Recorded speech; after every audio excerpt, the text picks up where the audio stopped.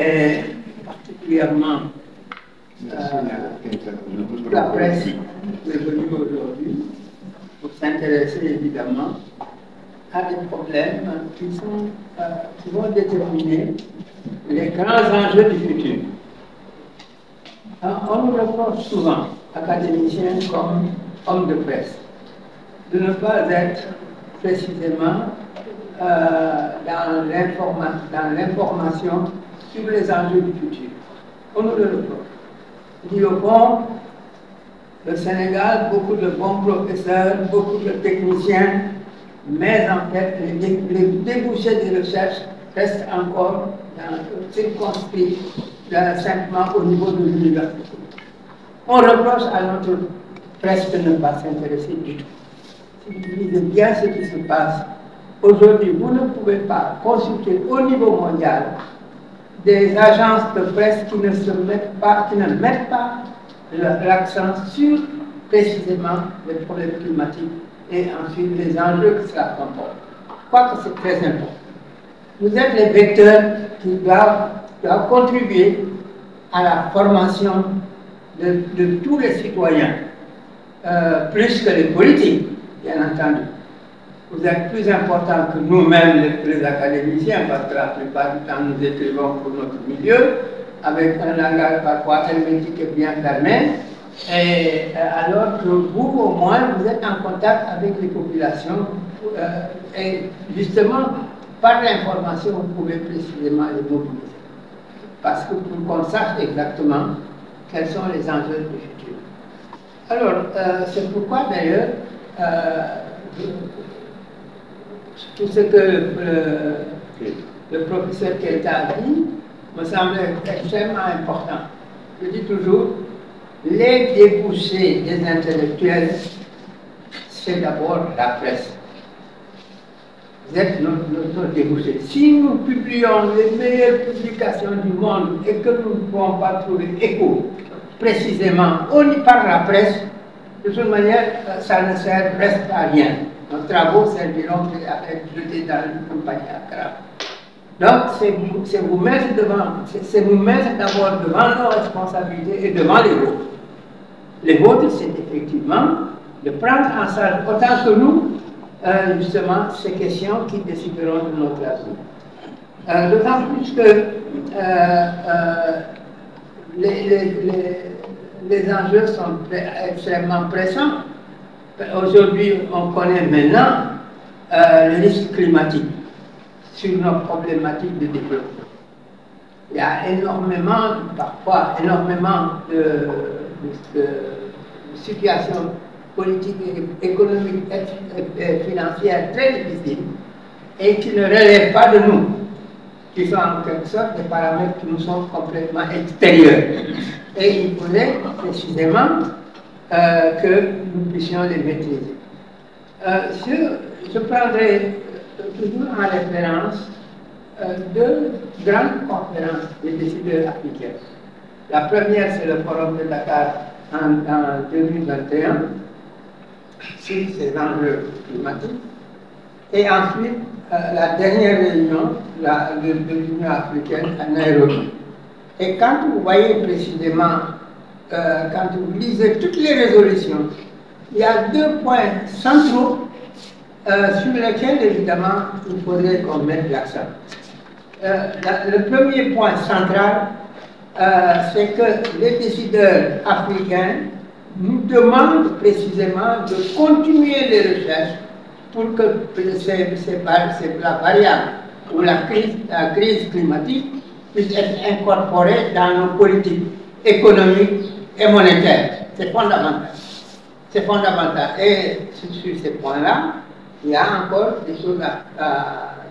beaucoup de choses à faire. Particulièrement, ce colloque international, précisément, constitue en quelque sorte un premier point d'importance sur justement cette recommandation des décideurs.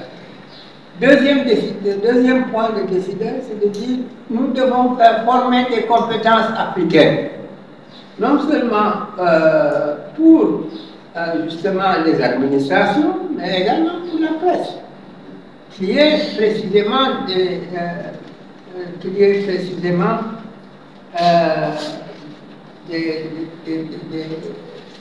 ressources humaines absolument pointues sur ces questions. Si nous ne connaissons pas ces questions, nous ne connaîtrons jamais les enjeux politiques autour desquels, précisément, on nous appelle souvent à nous prononcer lors des différents votes.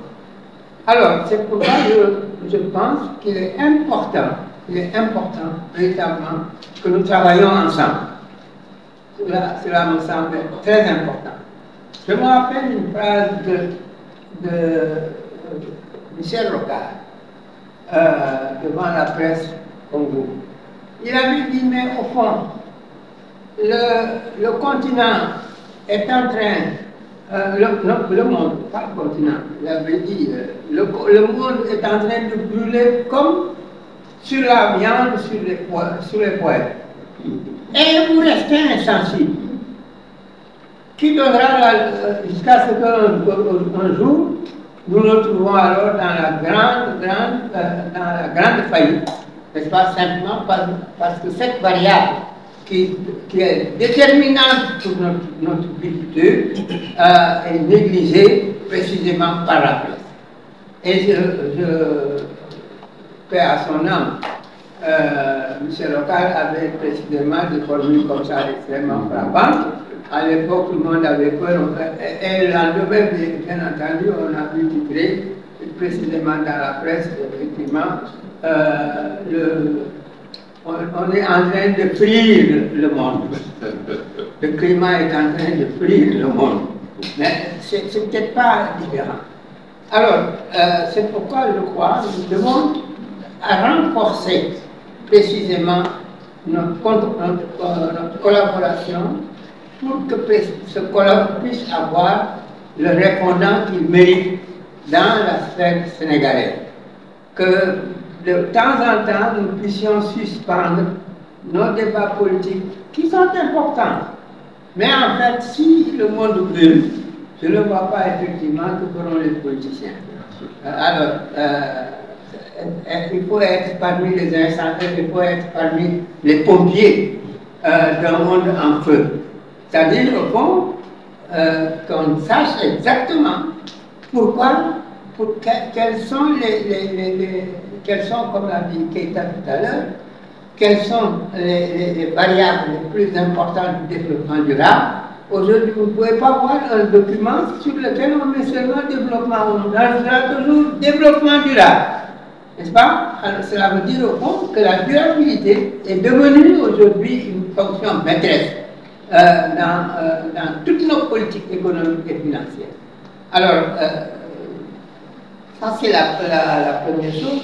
La deuxième chose sur laquelle je voulais effectivement insister, c'est que ce colloque, en réalité, est une première presque africaine.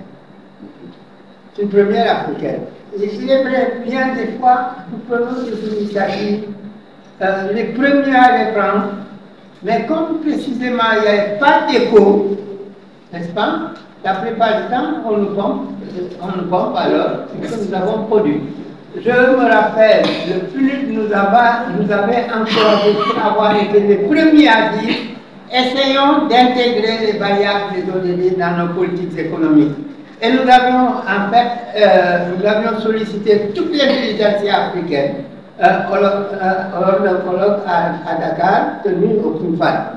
Mais bon, il a fallu attendre précisément peut-être quelques années pour que d'autres, n'est-ce pas, font peut-être moins bien que nous ce que nous avions, ce sur quoi nous avions déjà pris, effectivement, une petite avance sur le monde. Ça va être la même chose pour ce colloque-là. Si vous-même vous ne le portez pas comme nous le portons par la plume, si vous ne le portez pas par la division, de toute manière, on doit une duplication ailleurs dans le monde, avec précisément des organes plus puissants et qui, évidemment, feront éclore quelques idées qui déjà étaient en séminaire dans ce colloque de Dakar. Alors, une fois encore, c'est une invitation. C'est une invitation pour que précisément, pour que nous puissions travailler ensemble. Notre institution a cette mission. L'ISF a pour mission première d'être précisément de comprendre, de tenter de comprendre et d'intégrer toutes les variables relatives effectivement aux finances. Et sur ce point, je pense qu'elle l'a dit, mais il faut qu'on le souligne. Nous sommes dans un petit coin bien modeste, avec peut-être beaucoup moins de tintamarre, mais en fait, beaucoup de grands cadres du Sénégal sont issus d'ici. Alors, si nous les montrons, vous allez surpris, vous direz, enfin, comment ce monsieur-là, il a fait sa formation à l'ISF. Il y en a de très brillants. Donc, simplement parce que nous ne voulons pas être en marge justement de notre arbre de métier. Notre arbre de métier, c'est l'institut, c'est un institut qui s'occupe précisément des sciences financières de manière générale. Voilà donc ce que je voulais dire. Et en même temps, vous dire au fond, nous ne sommes pas seuls. L'intégration des risques climatiques, évidemment, nous y travaillons, mais nous sommes conscients, très conscients, qu'il faut effectivement que nous soyons en relation avec l'expertise internationale. Alors, je pense que vous aurez des experts extrêmement pointus, où les banques centrales déjà, depuis 2022, je crois, les banques centrales commencent à intégrer toutes les variables climatiques dans les politiques économiques et financières.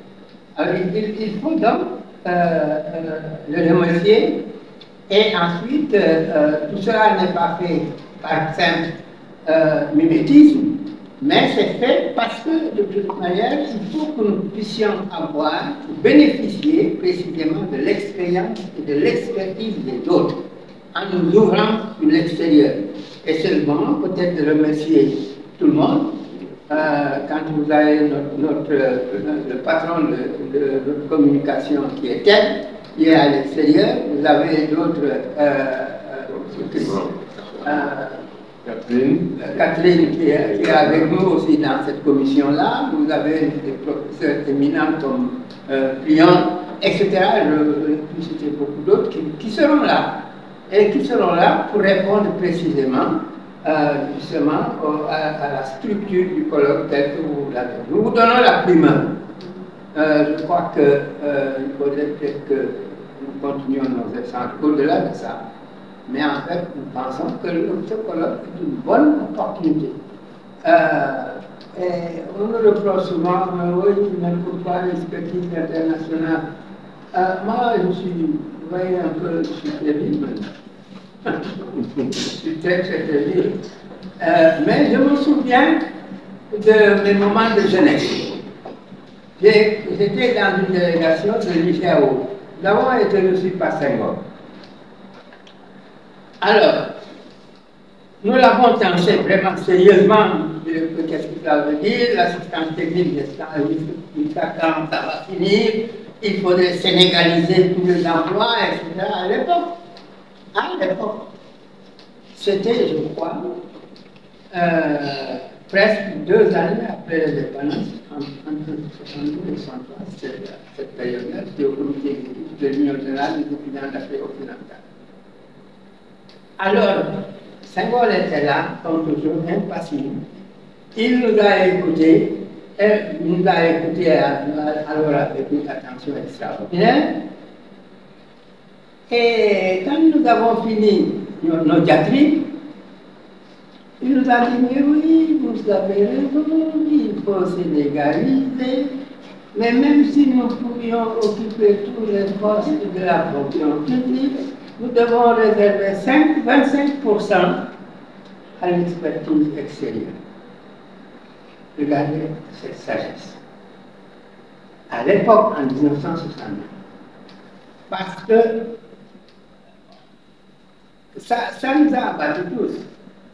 Et il a ajouté, quand je faisais la conférence, quand je faisais la politique pour l'indépendance, des fois des vieillards extrêmement futés me disaient, mais pourquoi voulez-vous être indépendant alors que vous ne savez pas construire une église?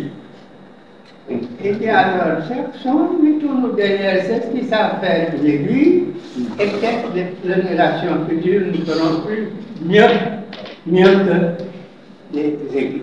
C'est pourquoi nous disons, nous sommes ouverts à l'expertise extérieure.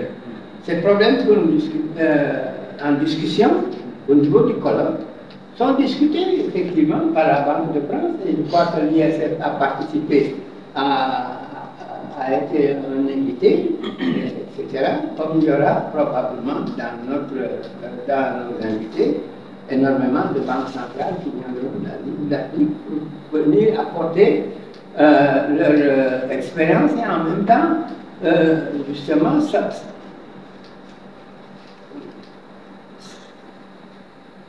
s'intéresser à ce que nous faisons sur la question. Voilà donc, chers amis, une fois encore, c'est un appel précisément à une collaboration suivie. Il y a évidemment beaucoup de médias, beaucoup d'hommes de médias que nous avons formés ici. Évidemment, on a même essayé d'animer un journal économique et financier. Bon, tout ça n'a peut-être pas donné les services. Mais en fait, nous vous marquons notre disponibilité pour dire que vous êtes nos premiers partenaires en matière de diffusion de la science et de la technique. Aujourd'hui, nous sommes dans un monde où effectivement les technologies, n'est-ce pas, s'échangent. Les biens et les services, les finances circulent librement.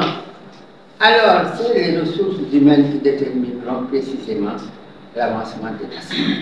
Et nous nous sommes inscrits à former de très bonnes ressources humaines qui puissent effectivement aider nos pays à décoller véritablement. Merci beaucoup.